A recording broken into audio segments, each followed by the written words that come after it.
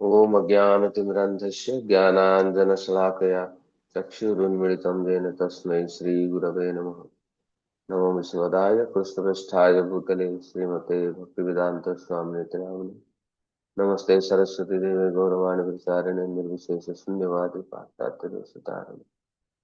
जय श्री कृष्ण चैतन्य प्रभु नित्यानंद श्री अद्वैत गदाधर शिवासादि गौर भक्तवृंद। हरे कृष्ण कृष्ण कृष्ण हरे हरे, हरे राम राम राम हरे हरे। उपस्थित सभी वैष्णव भक्तों को मेरा सादर दंडवत प्रणाम और मेरे शिक्षा गुरु श्रीमान शंभा प्रभु और श्रीमती निताई श्रीनिवाकर जी के चरण कमलों में मेरा दंडवत प्रणाम करते हुए आज का जपटक मैं शुरू करने जा रहा हूँ। पिछले सत्र में हमने देखा था कि त्रयः कैरव चंद्रिका वितरणम, ये जो मंगल है मनुष्य जीवन में, ये नाम संकीर्तन से कैसे प्रस्फुटित होता है। और हमने देखा था कि जो अंतिम मंगल है, जो सर्वश्रेष्ठ मंगल है, वो शास्त्र में क्या बताया गया है। वो है ध्येयो नारायण सदा, भगवान नारायण की सदा सर्वदा के लिए जो अ, नाम संकीर्तन के माध्यम से जो मनन करता है, जो चिंतन करता है, वो है सर्वश्रेष्ठ श्रेय। सभी प्रकार के शास्त्रों में उसको श्रेय माना गया गया है। आज हम चर्चा करेंगे कि अ, मनुष्य तो ठीक है, मनुष्य कर्म योग कर सकता है, ध्यान योग कर सकता है, अष्टांग योग कर सकता है, लेकिन अ, जो पशु है, जो कीट पतंग है, जो इतर जोनि है, मनुष्योत्तर जोनि है, वो कैसे अंतिम श्रेय को प्राप्त कर सकते हैं। वो तो अष्टांग योग, कर्म योग, ध्यान योग नहीं कर सकते, लेकिन हाँ, वो भक्ति योग जरूर कर सकते हैं। श्रील जी गोस्वामी कहते हैं गरुड़ पुराण में, कीट पक्षी मृगाणाम च हरौ कन्यस्त चेतसाम ऊर्ध्वमेव गतिम मन्ये किम पुनर्ज्ञानिनाम नृणाम। ज्ञानियों तो बात क्या करें, अगर पशु पक्षी कीट और पतंग ये सारे जीव अगर हरिनाम को सुनते हैं, हरिनाम के संस्पर्श में आते हैं, नाम संकीर्तन के संस्पर्श में आते हैं, महाप्रसाद के संस्पर्श में आते हैं। नाम तो सुन सकते हैं, महाप्रसाद तो सेवन कर सकते हैं, चाहे वो कोई भी हो, खाना तो चाहिए। अगर कैसे भी, अगर ये सारे जीव जंतु महाप्रसाद के संस्पर्श में आएंगे, नाम संकीर्तन को सुनेंगे, चाहे वृक्ष जोनि क्यों न हो, वो उद्धार हो जाएगा। तो जो हाईएस्ट श्रेय है, जो अंतिम श्रेय है, जो टॉप मोस्ट श्रेय है हर एक योनि में, वो है हरिनाम संकीर्तन। भक्ति योग के माध्यम से हो सकता है। और हम देखते हैं कि चलो ठीक है, कोई अगर भक्ति करता है, कोई अम, भगवान की भक्ति करता है, इतर देवताओं की भक्ति करता है, भक्ति योग में है, उसके लिए मंगल है। लेकिन जो भक्ति नहीं करता है, जो पापी है, जो महापापी है, तो उसका श्रेय, उसका मंगल कैसे हो सकता है। तो श्रीमद् भगवद गीता में भगवान कहते हैं, अपिचेत शूद्राचारो भजते माम अनन्य भाव साधुरेव समन्तव्य सम्यक व्यवस्थित। भगवान 9 चैप्टर 30 श्लोका में कहते हैं कि अपिचेत शूद्राचार, व्यक्ति कितना भी दुराचारी क्यों ना हो, कितना भी पापात्मा क्यों ना हो, भजते माम अनन्य भाग, अगर भक्ति योग में मुझे भजन करता है, तो निश्चित रूप से वो साधु कहलाने के योग्य है। वो साधु कहला, मेरे मतलब से, मेरे हिसाब से वो साधु है। आप कुछ भी बोलो, साधु रेव समन्तव्य सम्यक व्यवस्थित हो सब। वो कुछ कारणवश वो थोड़ा सा उसका जीवन में इधर उधर हो सकता है, लेकिन मेरे हिसाब से वो साधु है। तो भक्ति योग जो है, जो नाम संकीर्तन है, भक्ति योग के माध्यम से वो कितना भी पापात्मा के लिए भी मंगलमय है। पुण्यात्मा के लिए तो मंगलमय है ही, पापात्मा और महापापी के लिए भी वो मंगलमय है। अगर कोई दोषी है और कोई अपराधी है, उसको दंड दिया गया है, मृत्यु दंड दिया गया है ज्ञान योग प्रैक्टिस करने से, भक्ति कर्मयोग प्रैक्टिस करने से उसका दंड समाप्त नहीं हो जाएगा, उसका जीवन सार्थक नहीं होगा।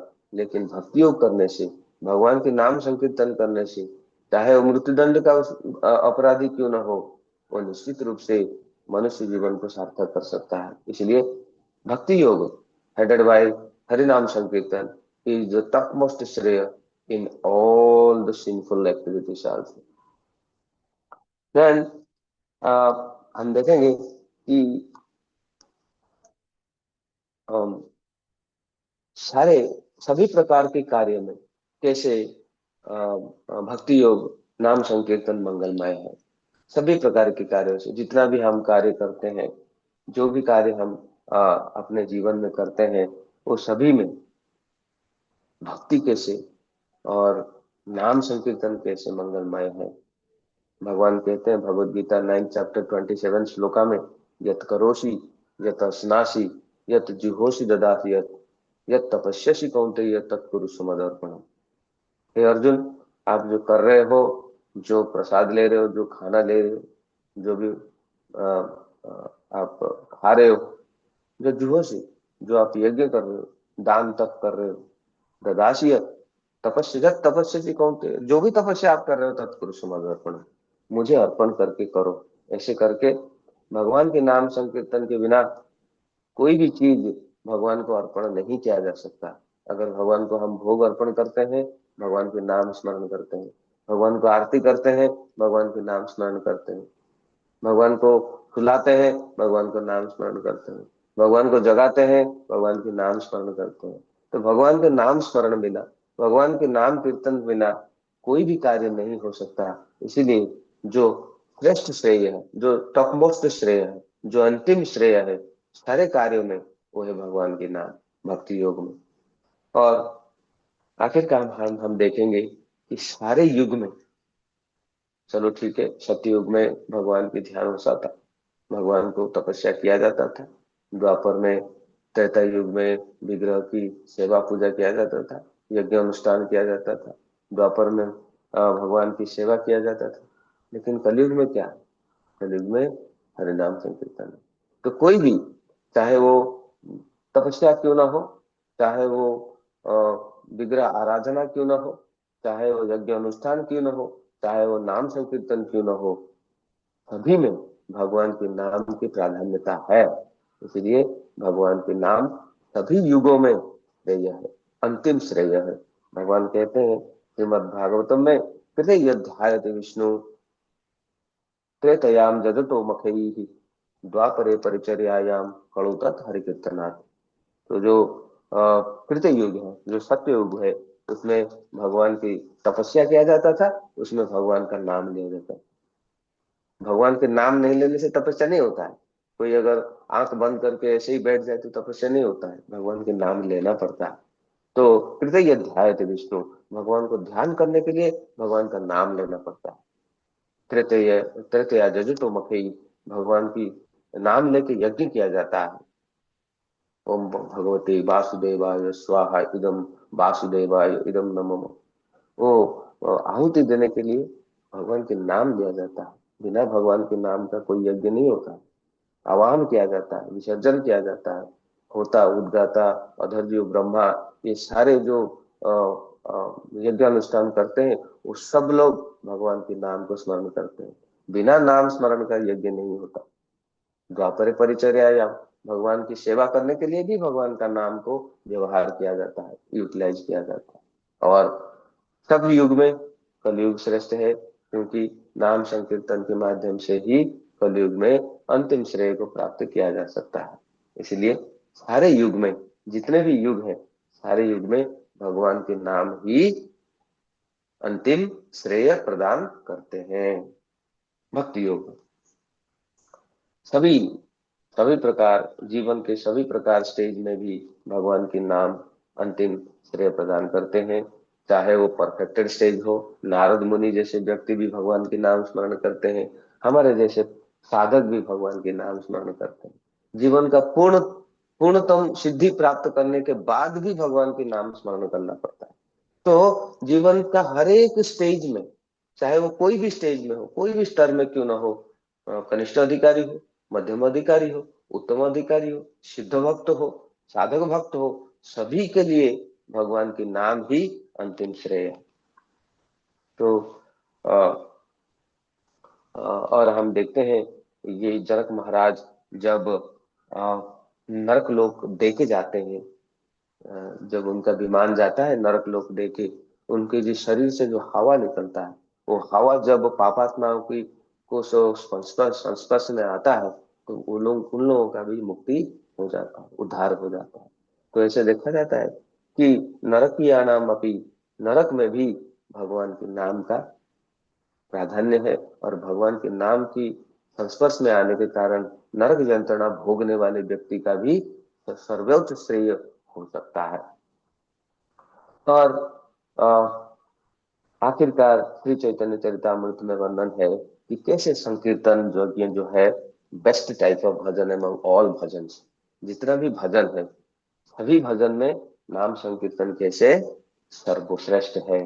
भजन रे मध्य श्रेष्ठ, नवविधा भक्ति, कृष्ण प्रेम कृष्ण दीते, हरे महाशक्ति। जितने भी भजन है, भजन और मध्य श्रेष्ठ, नवविधा भक्ति, nine processes of devotional service is the top most in all bhajans. Then Krishna प्रेम कृष्ण दीते धरे महाशक्ति।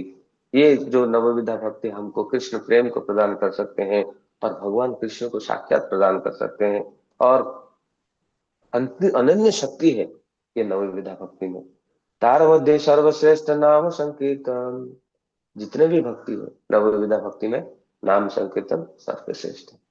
नाम संकीर्तन के ऊपर और कुछ है ही नहीं। निरपराध नाम लय पाए प्रेम धन। अगर अपराध रहित हो कि हम हरि नाम करते हैं, तो निश्चित रूप से कृष्ण प्रेम को प्राप्त कर सकते हैं। ये श्री चैतन्य चरितामृत में वर्णन है। नाम अपराध, वैष्णव अपराध, सेवा अपराध रहित होके श्री नाम संकीर्तन करने से अति सहज रूप से कृष्ण प्रेम को प्राप्त किया जा सकता है। ऐसे हम देखते हैं कि हरिनाम जो है, भक्ति योग जो है, सर्वश्रेष्ठ है, अंतिम श्रेय है। इसके अलावा और कोई श्रेय जीवन की व्यक्ति के जीवन में हो ही नहीं सकता। तो आगे चल के हम नेक्स्ट जो श्लोक है विद्यावधु जीवनम, जो पंक्ति है उसके ऊपर आलोकपात करेंगे। तब तक के लिए विदाई दीजिए। हरे कृष्ण।